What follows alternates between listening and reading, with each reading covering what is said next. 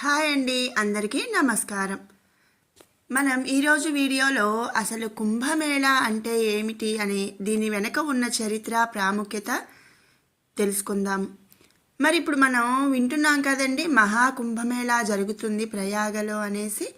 మరి అసలు ఈ మహాకుంభమేళా అంటే ఏమిటి, దాని అర్థం ఏమిటి, దాని చరిత్ర ఏమిటి, అలాగే ప్రాముఖ్యత ఏమిటి అనేది ఇప్పుడు తెలుసుకుందాము. ముందుగా మహాకుంభమేళా 2025వ సంవత్సరం ఎప్పుడు ప్రారంభమవుతుంది, అలాగే ఎప్పుడు ముగుస్తుంది, ఎక్కడ జరుగుతుంది అనే విషయం తెలుసుకుందాము. 2025వ సంవత్సరం మహాకుంభమేళా జనవరి 13వ తారీఖు పౌర్ణమి రోజు ప్రారంభమవుతుంది.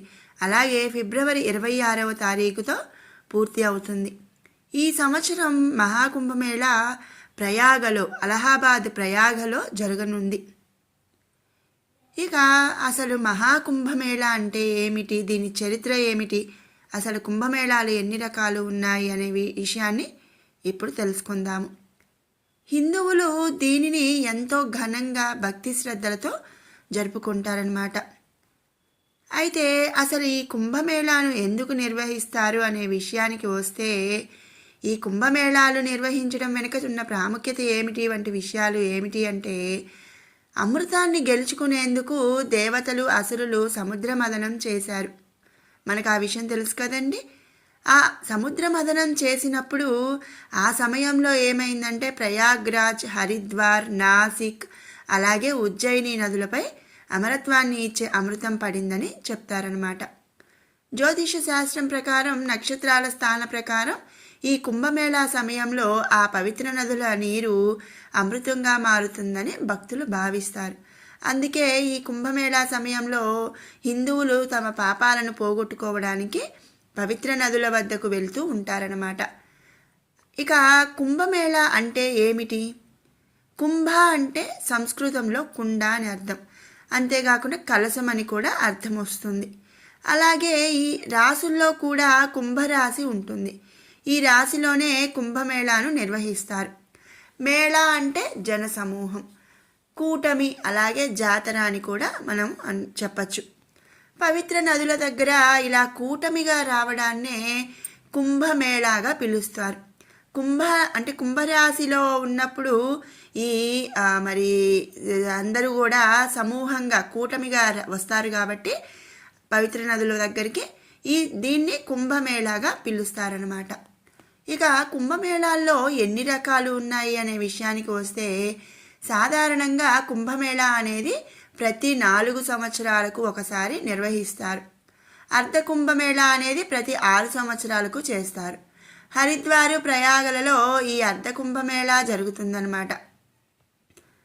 పూర్ణ కుంభమేళా అనేది ప్రతి 12 సంవత్సరాలకు ఒకసారి చేస్తారు.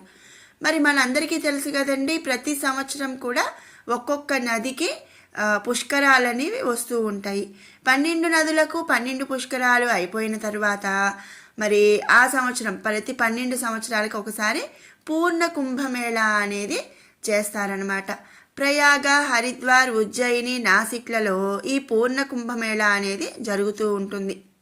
ఇలాంటి పూర్ణ కుంభమేళాలు 12 పూర్తి అయిన తర్వాత, అంటే మరి 12 సంవత్సరాలకి ఒకటి చొప్పున 12 పూర్తి అవ్వటం, అంటే 144 సంవత్సరాలకు ఒకసారి మహాకుంభమేళా అనేది జరుగుతుంది. ఇది అలహాబాద్లో నిర్వహిస్తారు.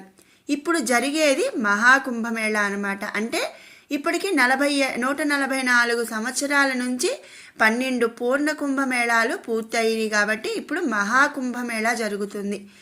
దీనిని అలహాబాద్గా చెప్తున్న ప్రయాగలో నిర్వహిస్తున్నారన్నమాట.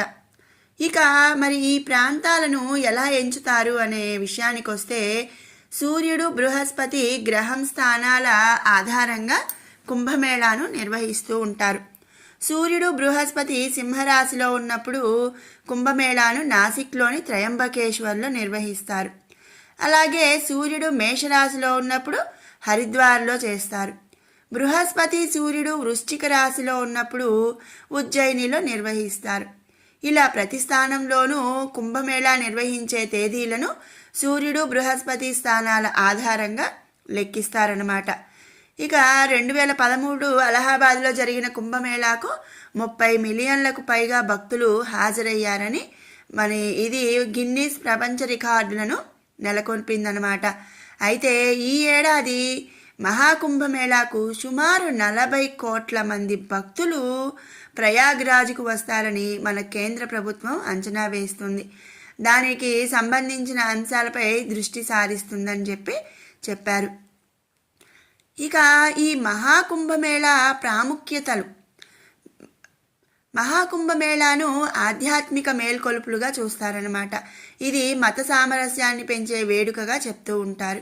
ఈ కుంభమేళా సమయాల్లో పవిత్ర నదుల్లో స్నానం చేస్తారు. తమ పాపాలను కడిగి ఆధ్యాత్మికంగా వృద్ధి చెందుతారని కూడా భక్తులు భావిస్తారు.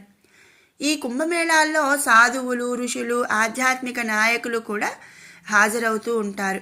సాంస్కృతిక గొప్పతనానికి ప్రతీకగా ఈ కుంభమేళాను ప్రతిబింబిస్తూ ఉంటుంది. ఈ మేళాలో నాగసాధువులు నగ్నంగా, సన్యాసులు బూడిద రాసుకొని కనిపిస్తూ ఉంటారనమాట. వివిధ ప్రాంతాలు, కులాలు, మతాల ప్రజల మధ్య సాంస్కృతిక మార్పిడిని ఇది సులభం చేస్తుంది అని చెప్పి మనం తెలుసుకోవాలి. మరి ఇదండి మహాకుంభమేళా యొక్క చరిత్ర, ప్రాముఖ్యత. మరి ఎప్పుడు మొదలవుతుంది, ఎప్పుడు ముగుస్తుంది అనే ఎన్నో విషయాలు. మరి మీకు ఈ వీడియో నచ్చినట్టయితే లైక్ చేయండి, షేర్ చేయండి. అలాగే మరిన్ని అప్డేట్స్ కోసం మన ఛానల్ని సబ్స్క్రైబ్ చేసుకోండి. అంతేకాదండి, మీరందరూ కూడా మహాకుంభమేళా కార్యక్రమంలో పాల్గొని మరి మీరు కూడా ఆధ్యాత్మికంగా మరి మెరుగుపడాలని, అలాగే ఈ వీడియోని వీలైనంత ఎక్కువ మందికి మరి షేర్ చేయండి. అలాగే లైక్ బటన్ క్లిక్ చేయటం మర్చిపోమాకండి. ఎంత ఎక్కువ మందికి అంటే ఇలాంటి ఆధ్యాత్మిక విషయాలు ఎక్కువ మందికి వెళ్ళాలి అని చెప్పి ఒక చిన్న ఆశతో మీకు ఈ వీడియోని షేర్ చేస్తున్నాను. Thanks for watching.